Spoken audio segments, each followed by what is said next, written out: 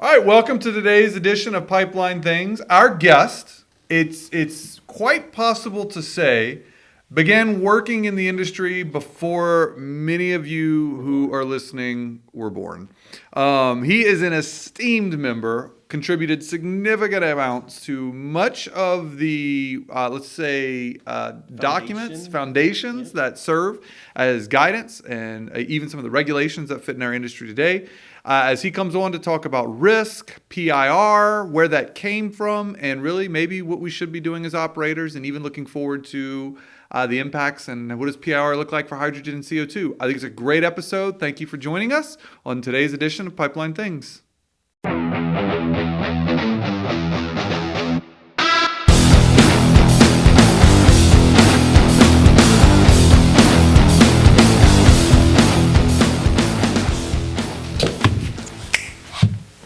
All right. Hey, welcome to today's edition of Pipeline Things. I am your host, Rhett Dotson, my co-host, Christopher De Leon.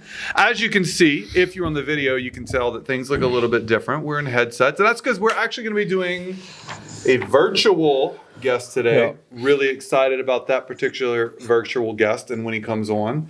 But before we do that, it's probably good just to catch up a little bit. You know, we started this second arc. This is the second episode of the arc. Yep. And Christopher, what are we calling this arc? Sage. The sages. Not like the spice that you put in gumbo, no, right? not little green stuff. Not little green stuff. Yeah, no, but sage in terms of wisdom. Masters, wisdom, teachers. Yeah, because you thought that was preferable to calling it the OG arc? Yeah, because different people would have different interpretations of OG, and people might not identify with that, so we figured sage would be a little bit more... Sage is more appropriate. That's what you wanted to go with. Masters, teachers. You know, this might actually be the first time for our audience that Chris cared what somebody else thought. It's really... Oh, Chris, I miss you. So I'm a semi-private person. You keep revealing things about me on this show. You need to stop. It's like I force it out. Like, if people want to know if you want to know the real Christopher, you have to listen to Pipeline Things in order to get the real thing. You continue to reveal stuff that people shouldn't know. Yeah. So it's really great. I'm actually excited about this particular guest. So this guest, I guess he's a fan of the show. I don't know, but we brought him on because he offered us feedback. But many people may not know that this is actually his second appearance. Yeah, that's true. We should offer like some type of a reward. Yeah. You know what? If you can, I tell you what, if you're listening to the show and you can email me or email Miss Producer or email information at D2 Integrity with where this particular guest appeared First prior, appeared.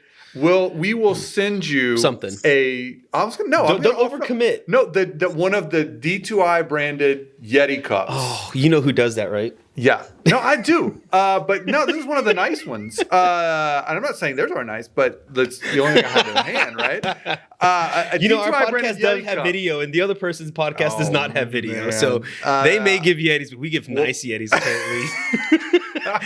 You're going to get a text when this airs. We're going to have Yeti comparisons here. And I can't even say everything's bigger in Texas, but this is a excellent international guest that we're having on. And I think his reputation precedes him. Is that fair? For sure. I feel like everybody knows this guest. I get the pleasure of working with him on B31.8, where he is famously known for voting down his own proposed changes to B31.8, right? So every time that we joke like, oh, he's going to vote down his own change. Well, the cool thing is, like, brand matters, and this gentleman has a brand, like the Definitely full has experience, a brand. right? It's like when you interact with this sage, you know exactly what you're going to get, right? There's the appearance, there's the wittiness. It's just the experience. Absolutely. It's a whole brand. So much fun, and you can also tell when people maybe haven't met him because I usually mispronounce his last name. That is very true. I definitely remember the first time I tried to read his name and somebody was like, you're totally mispronouncing that name, which is great because if Miss Producer throws it up on the YouTube, I'm wondering if people will wonder whether or not I'm pronouncing it right. But without further ado, I think we can go ahead and introduce our guest. So our guest today is Mr. Keith Leewis. Yeah. And so if you want to bring him on, welcome, Keith. Can you hear us? Yes, I can hear you very well. Thank you. So I want to say thanks for joining us today. And it's not Keith Leewis. It is Keith Leewis for all of our listeners out there. And Keith, why don't you go ahead and, if you don't mind, give our listeners a little introduction. Tell us, who is Keith? What's your background? Why are you a sage? And don't water it down. Why? Don't water it down. People need to know why you're a sage. This is the time to flex. If all the YPPers don't know who you are, this is when you get to. This is who you want for your mentor and show everybody.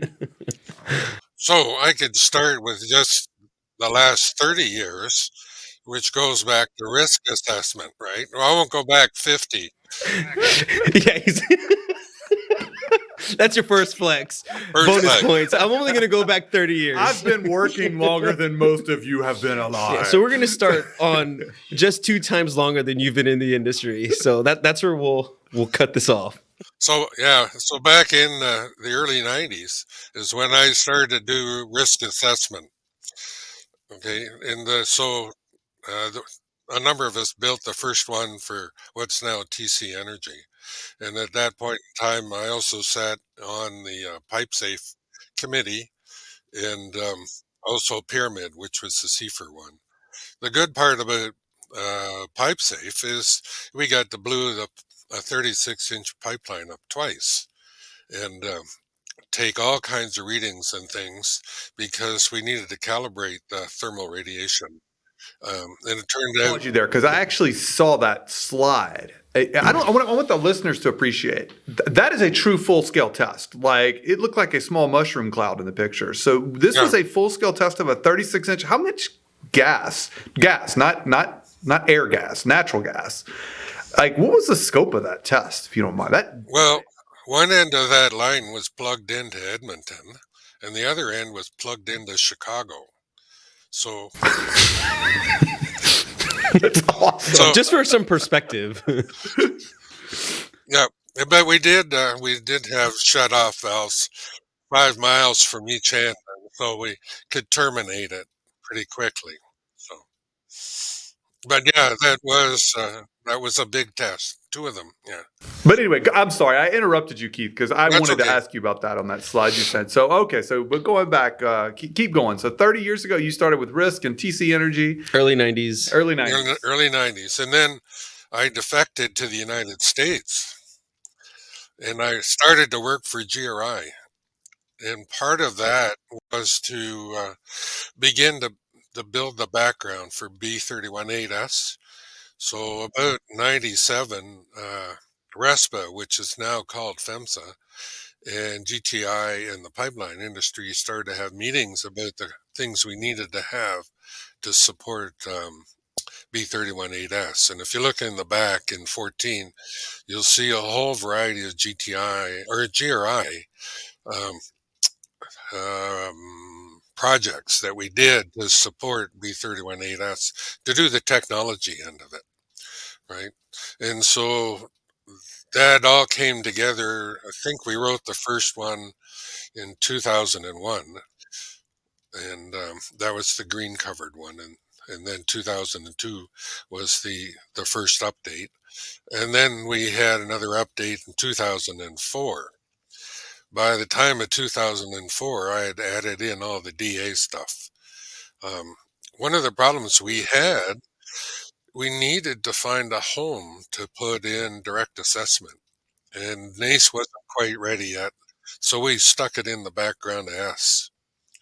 And starting in 2004, we started to write the NACE standards. So by 2010, all the NACE standards were done. And about 2012, I think they started to show up in 192. So you have a rich background, needless to say, on the standards and the development side, with a focus on risk. That is really awesome to appreciate. You know, again, because you're describing a time period whenever I was actually in middle school. I was still watching X-Men at home.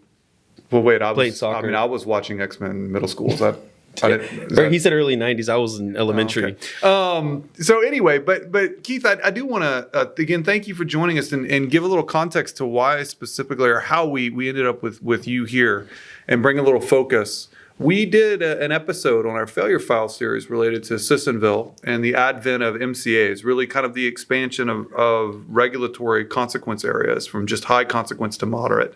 And some of the language in that report, the NTSB had noted specifically that the original intent of regulations was to protect against loss of life, and that there was more that needed to be done beyond that.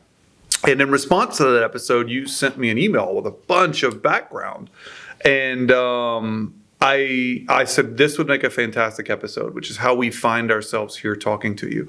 So if you don't mind, I'd like you, I think most of our listeners are familiar with the concept of the PIR, but maybe not familiar with how and why it worked its way into code the way it did. Could you shed a little bit of light on that history there? Yeah, so there's a variety of things. So we had in B31A, we have a failure frequency part and we have a consequence part. Okay, so part of it was to set out a basis for the consequence. So if we go back and look at line breaks we've had since 1970, for example, we can see the amount of trees they damaged. But we could also do a theoretical calculation. So the PIR has a number of assumptions in it. One is that every line break catches fire, which is not true. Second is the two outputs from the two ends interact with each other and get a single flame in the middle. And then we took that flame and we estimated mean point of that flame. And then we used calculations to get the thermal radiation as a function of distance from the rupture. So that made it a circle.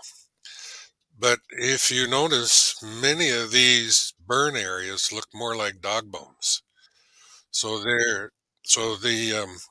they don't interact and they tend to miss each other and have two flames for a number of them. So sometimes the area is not really a circle, it's probably more like an oval. And if you take into account wind and other things, then that oval becomes spread over in a different area. But the first idea was let's keep it simple and we'll have a circle. And that circle has a dosage at the end of it of about 1%, which was also equal to piloted ignition in about 20 or 16 minutes, I think, for wooden structures. So that meant you could hide in the wooden structure for the first 16 minutes and then bugger off, right? So putting that in perspective, I want to make sure I recap. You developed a circle of which it had a 1% dosage, right? So 1% dosage means that only 1% lethality. 1% lethality. Okay, so 1% lethality, and would catch a normal wooden structure on fire in about 16 minutes, give or take. Well, in 16 minutes, it would have to be piloted ignition. So that meant something else had to be burning to set it on fire.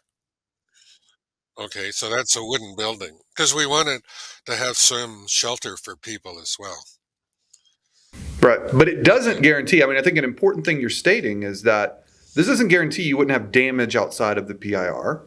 It definitely doesn't guarantee it if the fire burned for longer than 16 minutes. Most of the failures that we looked at have burned for longer than 16 minutes. It takes more than the 16 minutes to determine to shut the valve off in some cases. Okay, agreed. So, and yeah, so in many cases, we try to keep it to an hour to close the block valves and isolate the section. But that means you have to close all the linkages to the parallel lines as well. So your tie-ins, right? Because you keep the tie-ins open to keep the capacity up. So, yeah, so at San Bruno, for example, it was the tie-in to the line going by the airport that was shut last. Okay, and that turned the fire off. Yeah. So one of the things I remember when we were discussing this episode, and again, I think it's useful because it is I think you said it, or maybe I said, it's a very simplified way to do it. We take circles and we walk down the pipe. But we march down 660 feet, and it's a fairly, let's say, crude way to do it. But one of the things that you mentioned was, well, Rhett, at the time we were doing this, we were doing it with 486s. And I was like, what the heck is a 486, right? So it was a fast computer at the time. Right. I think for most of our listeners, particularly our YPP, it's important to recognize that at the time, something so central to our regulatory, let's say, framework was brought into the picture was just simply due to resource limitations. We didn't have the computational horsepower that we did today. We don't have computers everywhere. So a very simple means for addressing the consequence of failure was developed in the form of a PIR. Is that fair to say? Yeah. So as a screening tool, you'd have a circle and run it down the center of the pipeline. And you'd stop every so many distances and count the houses inside the circle.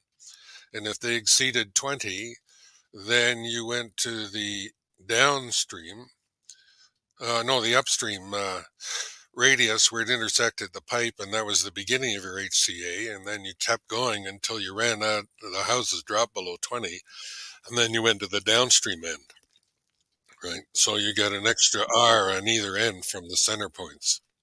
And so that was a simple way of doing it. And you're right, we had only so much computing power. But if you notice, the HCA is a 192 invention. It's not a B31.8 invention. So B31.8, you're supposed to do from the start to the finish. And we couldn't do that at the time. So when we were talking with the regulators, then we decided on using it for 20 houses. And that ended up to be somewhere between 8 and 13% of most pipeline distances. And that meant they could do that. So, but part of the agreement that we had back in 2002, 2001 with the HCAs was that they would eventually get longer. So they invented MCAs, but that took about 10 years, right? And eventually they'll probably end up doing the entire pipeline length. Now, Inga at the time decided that they would try and have all of the houses covered by about 2024. It's this year. And have start to finish of the pipelines done by 2030. When you say start to finish done, I'm sorry. What do you mean when you say start to finish done? Start to finish is covered by integrity programs? Start to finish with a baseline? Start to finish, what do you mean? From pipeline milepost 0 to whatever the end of it is, right? So 100% of your pipeline would be covered by 2030, according to what Inga would like to have, right? And in the beginning, within an integrity management program. Thank you. That's what I was getting at. Covered by an integrity management program. Because basically to tie this in. No. Well, you're talking S had an integrity management program for everything. The regulations had a limited one for the HCA, and that was to keep it manageable, right? And then, of course, the states really liked it if you just took class 3 and 4 and had an integrity management program for all of that and eliminated all the calculations except for class 1 and 2. So that's how we got into the two different types of programs. And so now everything is integrity management for 3 and 4, class 3 and 4, and the screening circle for class 1 and 2, right? And now the screening circle for class 1 and 2 has MCAs as well. Right. So this is where we're supposed to have people, and we wanted to give them more protection. Right. So a couple of things to bring it around, Keith, if you can, for us. And this is where I want your opinion. Yep. So you said a couple of things that I want to kind of paint a picture from for you to speak to your thoughts. You said originally the goal was loss of life. right? So that's where we want to go.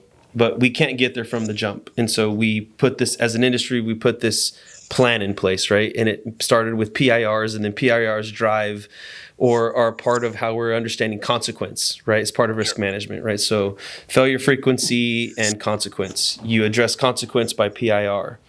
And then regs come in and say, well, we're only going to start IMPs on HCAs. And fast forward plus a decade, now we're bringing in MCAs. You having seen the original intent, you've seen the original intent, which was loss of life. And kind of what y'all stood up was based on the limitations of resources. We'll do that more broadly, right? Whether it's computers, processing, people, experience. Mm-hmm. We're now fast forwarding from 2000-ish, right? Initial regs call it 02 to 04 timeframe. Now we're in 2023, going 2024 for this podcast. Speak to that as to where you think the adoption and this continuous improvement component is from an industry perspective. Actually, you know what? Yeah. I am going to give us a break on that question because I want to give Keith time. That's a big question, which is... It was a two-part question.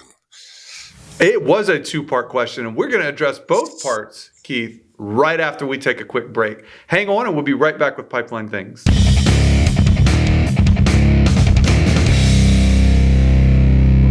All right, welcome back to Pipeline Things. Thanks for taking our break, where we have our guests, the esteemed Keith Leewis has been joining us as we talk about risk and where the pipeline industry was 30 years ago.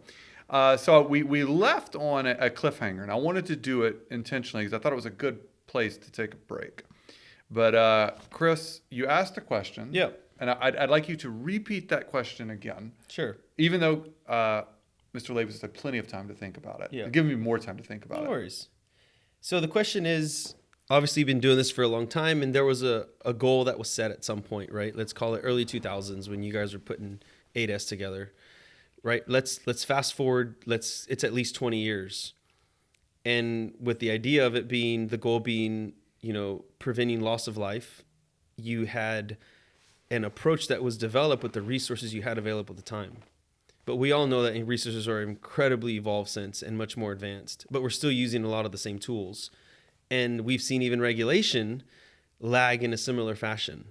You being the sage that you are with all the wealth of experience, and you knew what the goal was originally to where we are now, I would like for you to just share some very authentic, potentially passionate and opinionated thoughts on kind of where we are as an industry as a whole in being able to achieve that goal of loss of life. Are we doing the right things, or should we be doing more? Well, we're doing really good things for the likelihood of failure. So we're working really hard on that part. But I think the consequence of failure has not moved an awful lot in the last 20 years for many companies. Some companies are quite a bit farther ahead. So because we still use a screening tool, and we just run it down the pipeline, and it becomes HCA and now an MCA, and that just turns the switch on or off, and whether you're doing more integrity inspections, right? Looking at things, inspecting things. But, one of the real advantages with failure frequency is if you can granulate it, then you can zero in on where you need to spend the money.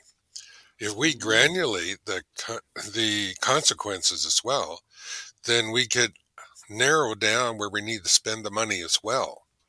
So right now, it's almost like a off and on switch. You either have a whole bunch of houses or you don't, right? And with HCA or MCAs, it's you have not quite as many houses, but a bunch of houses. And so on either side of an HCA or in some of the smaller areas where you go through, you'll find an MCA. So if we take the circle, right, and so we know that the circle is an ideal round thing, we could add things to it like the likelihood of failure, because the bigger the diameter, the more chances it will ignite. Right. And then we could add things to that, like what happens to the prevailing wind? Does the circle change?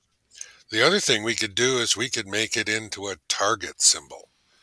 Do you guys shop at Target, right? For all kinds of stuff. So it's like the big My red wife. bullseye, right? Yes. My wife does as well. Substantially. I categorize our purchases every month, Keith, like line by line. And the number of Target purchases is astounding. And I'm thankful now that my wife does not listen to the podcast, so she will not hear me call that out. Mm-hmm. Well, and it doesn't help that there's that's a a great example is that Target symbol. So the outside of the circle is the 1% lethality. Then you could use 25, 50% lethality, right? And when you run the smaller circles down, you capture different houses. Those houses would have a higher likelihood of consequence. So you can start to get some granularity that way, right? Well, let me make an argument. Keith, what if an operator just said, all you're going to do is expand my integrity program now? No, I'm just going to have to include more. You're going to separate your integrity program into more granularity, and you're only interested on the high risk ones, right? So, what are your thoughts, Keith, on why we haven't moved that needle? Yeah, why? Right. So, if we look at well, for example, the Pipeline Safety Acts, we've seen that there is congressional mandates towards using more data-driven techniques like ILI. Why is it that we're not seeing more on the consequence side, meaning whether it's data integration or anything that doesn't mean you will dig this case? Because that's normally what we see right now. That's how they're managing consequence. Yeah, there are two things. One is internally driven by the operator, and the second one is regulatory driven. But the regulatory driven depends on who's holding the house, right? And since 2002, we've had Republicans and Democrats switching back and forth a bunch, right? So the MCA, I think, was proposed back in the old times, back probably 06 or something like that. But by the time it worked its way through, different administrations have different emphasis on what they want done. It didn't pop out till what, 2019, something like that. So that's one of the problems. The other one is the same question that Rhett asked about. Aren't you just going to make things that I have to do more integrity? But you're still working with inside the HCA. So, but now you're just adding a number onto your consequences. So you're going to sort them out into different groups with lower risk and higher risk. Don't forget, HCAs are only doing 13% of the pipeline, right? Plus whatever's in your class 3 and 4, which is probably less than 3% anyway for most big pipelines. So the most of the regular pipeline just gets the normal kinds of stuff, which is corrosion and leaks, right? So one of the things I remember Jerry telling me, and I want to maybe shift focus, maybe not shift focus, but maybe I want to hear your thoughts on this, right? So Jerry Rao, he brought me into the pipeline integrity world. He always had this idea of, Chris, what you have to appreciate is it's what should happen. This was his perspective, is it's industry should come together and develop a recommended practice or standard. And then that's what we as an industry believe in, and that's how we should operate. And regulation should follow in one way or another. Right. So my question to you is, it's obviously you've been on a lot of standards committees, you've seen a lot of regulatory changes. As an industry, do you think that we have the right frameworks in place so that we continue to make the right decisions? Because again, we see a lot of actions and dollars being put towards assessments, but that doesn't necessarily mean that the assessments are driving down risk. What are your thoughts? Yeah, so that's two. One is you need the volunteers on the standards in order to make sure that we're working at the front end of the technology, right? And that's been harder and harder. And Rhett probably has his own opinions about how we get people onto B318 and other standards. And the other one is to have the various companies, the operators, have the passion to try and sharpen the pencil to spend their money at the right spot and not over a great big area. So some companies are really doing that. So I also sit on CSA, Z662. And so there'll be some new stuff coming out for risk assessment on that part. And so they're getting into more sophisticated analysis through the consequence end, which if we're waiting for the regulatory people to drive it, it's taking time. So in about 17 to 19, we had a risk assessment group that was put together by PHMSA, and I was on there as the B318 rep for that. And so there are recommendations that came out of that, and some of that will come through the regulatory. Since I've been involved in working with regulatory through INGA back probably before 2000 in this century, it's we've always tried to get ahead of things, so we tried to do that with Q. But the regulatory people decided they wanted to write their own. And so there are a whole variety of different things. And when you think about the regulatory for 192, a lot of their Part O has come from B318S, but they just, maybe this is a bad word, cherry-picked it for the best parts, right? So 192 only incorporates the 2004 version that you talked about, right? That has the DA side in it, but it hasn't incorporated any of the more modern ones. Yeah, which was a topic on the GPAC when they were coming out with the latest regulation, but we didn't see that change yet. Well, they've been talking 2018 lately, but my personal opinion is 2004 was the last version we had both ECDA and ICDA in, right? And so they may have wanted to keep that, but both of those are now in 192. It took like 15 years to get them in there, but they're there now, right? So, and they didn't actually do confirmatory direct assessment, which I think can't do anything. But anyway, I helped write that one too. So I helped write all of the standards. Some challenges, as we talk about trying to implement something that would be more granular in terms of consequence. And the reality is there's two sides, right? There's limited resources. I'm going to say more in terms of people and maybe in terms of competency on the operator side after you get past the big operators.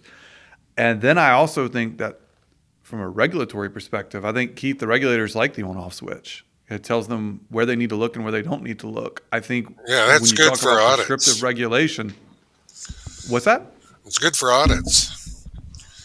It is good for audits, right? When you talk in terms of prescriptive regulation, I could see why it would be a challenge for regulators to do it. Not saying we shouldn't. Again, regulations set the minimum bar. So I think operators should be encouraged to look beyond the minimum bar. But from a regulatory and an audit perspective, they're going to favor an on-off switch, not a targeted approach that has maybe a scaling zone that goes down. And that's a whole separate conversation. Again, I've been struggling with that whole prescriptive versus non-prescriptive approach. We're not into performance-based yet, and we may never get there. We're always into prescriptive. So we have the 9 prescriptive threats, right? And we know there's a lot more than those. And the granularity helps you out as well.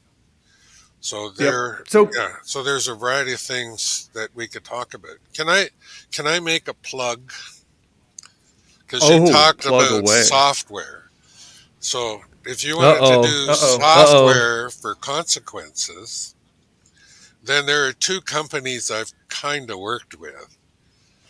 So I used to work for Advanica at one time. It's now DNV. They can do consequences much better. And I worked for Dynamic Risk as well. And they write software for these kinds of things too. So there's help out there if you wanted to get more granularity and you don't necessarily have the staff to do it yourself. All right. So I want to let our audience know you glitched there for a moment and the internet got grain. That was not an intentional. He plugged both. It was Advanica, DNV, and Dynamic Risk. Yeah. DNV bought Advanica, right?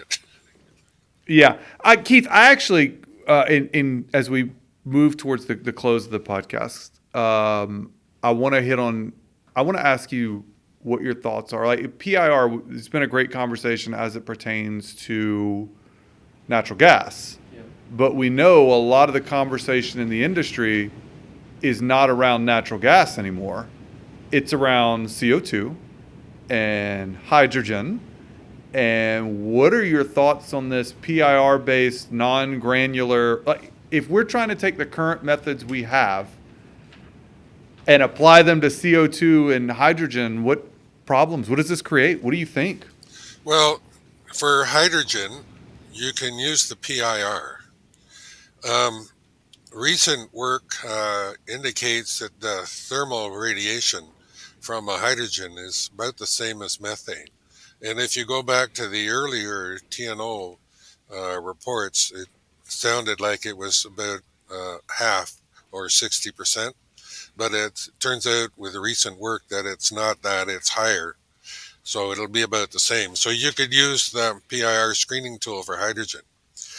For CO2, it doesn't combust, and it is heavier than air. The other two are both lighter than air, so it goes straight up, right? Plus, if they're burning, then you get thermal heat, which drags it up as well. The other one sits on the ground and runs downhill. Mm-hmm. So it's not going to be round. It's going to depend on the terrain that you're in. So you need a whole different set of calculations to estimate what it'll look like. So about 4% can get kind of toxic, and so that means that it's hard to drive, and it's hard to do those kinds of things. And when it starts getting up to 5%, then the engine in the car won't work, and it's even harder for yourself. And if you sit in a valley, then it may be like propane. So it would be in a spot where the air gets pushed out of that. So your consequences will change. Again, the two I plugged are people to begin talking with. However, if you look at the EPA, you already have free software out there that you can grab. But again, you've got to have people that know how to use it or want to learn how to use it, right? So there's lots of free stuff to help. So the first thing is you've got to figure out how much is coming out, at what rate, over what time. So with thermal radiation, for example, if we close the valves and then we have a line break and we have 5 minutes to get out of the building, the chances are there's not a lot of help we can give for personal damage, because it can take 25 minutes to an hour to get down for the thermal radiation to get down to where the fire people can just begin to cross the PIR. So they can't even go in and do search and rescue. And so that was one of the things I was trying to get across at the PPIM as well. And that work was done 10 years ago and presented to PHMSA as well. So in many cases with thermal radiation, you can reduce the amount of property damage, possibly. Rescuing people is very difficult if they haven't found shelter. And with CO2, you can asphyxiate people really quickly if you haven't planned it out.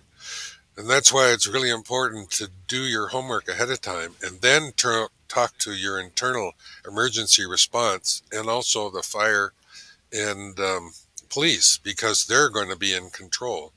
We haven't been in control for over 20 years. So we just provide advice, you know. Yeah. So Keith, I want to ask you this question. Maybe looking a little bit to the future. We, at least Rhett and I, we have a lot of focus on trying to do knowledge share and knowledge transfer, right? I mean, it's how I learned a lot, and how I continue to try to learn is talking to the sages of the industry and leverage experience. As we look at maybe some of the younger generation, I remember when I got hired, you've said this a couple times on the podcast, the rooms were always filled with gray-haired people, and it was just a few of us. And then fortunately, over the last 5 years or so, we've put this big emphasis on hiring younger talent, YPP type organizations, bringing them in.